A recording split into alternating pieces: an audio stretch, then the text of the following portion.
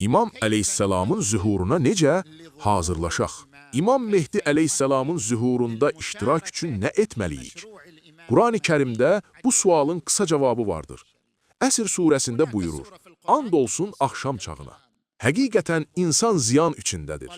Ancaq iman gətirib, burada ancaq sözündən sonra gələn xüsusiyyətlər zühura hazırlığı göstərir. Ancaq iman gətirib, yaxşı işlər görənlər, bir-birlərinə haqqı və səbri tövsiyə edənlər bundan istisnadır. Mənəvi vəzifə, davranış vəzifəsi, ictimai vəzifə. Mənəvi vəzifə, iman gətirənlər. Davranış vəzifəsi, yaxşı işlər görənlər. İctimai vəzifə, bir-birinə haqqı və səbri tövsiyə edənlər. Gərək ictimai məsuliyyətin ola. Demək ki, əsas odur ki, mən yaxşı olum vəssalam. Xeyr, bu kifayət deyil. Qur'anda buyurur, aranızda xeyrə çağıran, yaxşılığı əmr edən və pis əməllərdən çəkindirən bir cəmaat olsun. Həmçinin buyurur, siz insanlar üçün ortaya çıxarılmış ən xeyirli ümmətsiniz. Yaxşılığı əmr edib pis əməlləri qadağan edirsiniz. Gərək sənin ictimai məsuliyyətin də ola. Ən azından ailənə qarşı məsuliyyətin olsun. Ey iman gətirənlər! Özünüzü və ailənizi elə bir oddan qoruyun ki, onun yanacağı insanlar və daşlardır. Qohumlarına, yaxınlarına, dostlarına qarşı məsuliyyətli ol.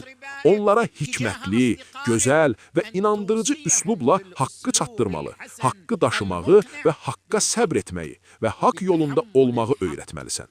Başqa bir ayədə buyurur, insanları hikmətlə və gözəl öyüd nəsihətlə Rəbbinin yoluna dəvət et. Onlarla ən gözəl tərzdə mübahisə et.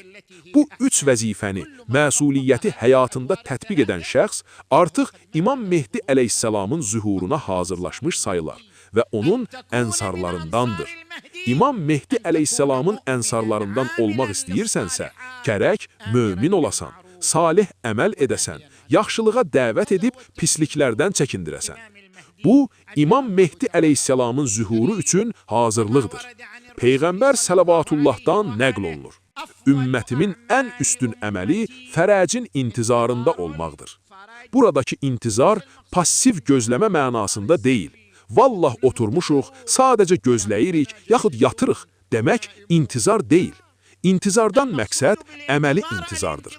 Yəni, mömin olmaq, salih əməl etmək, yaxşılığa dəvət edib pislikdən çəkindirmək. Davranışda və əməldə intizar ola. Bu cür intizar insanı imamın mübarək dövləti ilə əlaqələndirir və onu zühura həqiqi mənada hazırlayır.